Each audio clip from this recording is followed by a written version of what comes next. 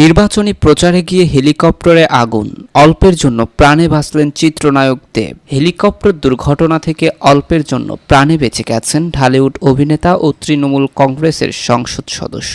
ভারতীয় সংবাদ মাধ্যম টেলিগ্রাফের এক প্রতিবেদনে বলা হয়েছে, নির্বাচনী প্রচারণায় অংশ নেওয়ার জন্য মালদা থেকে রানীনগরে যাওয়ার সময় এই দুর্ঘটনা ঘটে। সংবাদ মাধ্যমটি জানিয়েছে, দেবকে বহন করা হেলিকপ্টারটিতে আগুন ধরে যায়। মালদা হেলিপ্যাড থেকে উড্ডয়নের পরপরই আগুন ধরে গেলে পাইলট হেলিকপ্টারটিকে জরুরি অবতরণ করেন। এই ঘটনায় হেলিকপ্টারে থাকা দেব অক্ষত ছিলেন। দুর্ঘটনার পর তিনি সড়ক পথে গন্তব্যের উদ্দেশ্যে রওনা হন। দুর্ঘটনার খবর পেয়ে তৃণমূল কংগ্রেস নেত্রী পশ্চিমবঙ্গের মুখ্যমন্ত্রী মমতা বন্দ্যোপাধ্যায় ফোনে দেবের খোঁজ খবর নিয়েছেন।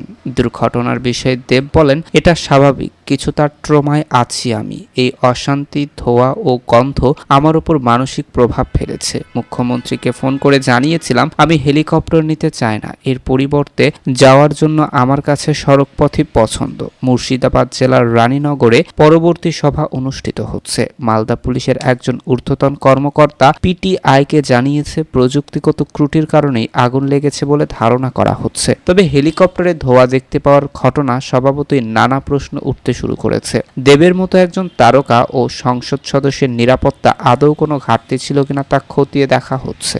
একই সঙ্গে ওনার আগে হেলিকপ্টারটির যথাযথ পরীক্ষা হয়েছিল কিনা তা নিয়েও তদন্ত শুরু হয়েছে। হেলিকপ্টার সংস্থার সঙ্গে যোগাযোগ করা হচ্ছে। জানা গেছে ৭ই মে মালদহ উত্তর, মালদহ দক্ষিণ, মুর্শিদাবাদ এবং জঙ্গিপুর কেন্দ্রে লোকসভা ভোট, আর তার আগে চলছে শেষ মুহূর্তের প্রচার। সেই প্রচারে অংশ নিতেই আজ ঘাটালের তৃণমূল সংসদ সদস্য দেব মালদহে গিয়েছিলেন। সেখান থেকে মুর্শিদাবাদে যাওয়ার পথেই ঘটল বড় বিপত্তি। ভারত জুড়ে আবার ৭ দফায় লোকসভা নির্বাচন হচ্ছে। গত ১৯ এপ্রিল ও ২৬ এপ্রিল ২ দফার ভোট ইতিমধ্যে শেষ হয়েছে। তৃতীয় ধাপে ৭ই মে, চতুর্থ ধাপে ১৩ই মে, পঞ্চম ধাপে ২০ মে, ষষ্ঠ ধাপে ২৫ মে এবং সপ্তম ধাপে আগামী ১ জুন ভোট গ্রহণ হবে। নির্বাচন প্রক্রিয়া চলবে মোট ৪৩ দিন।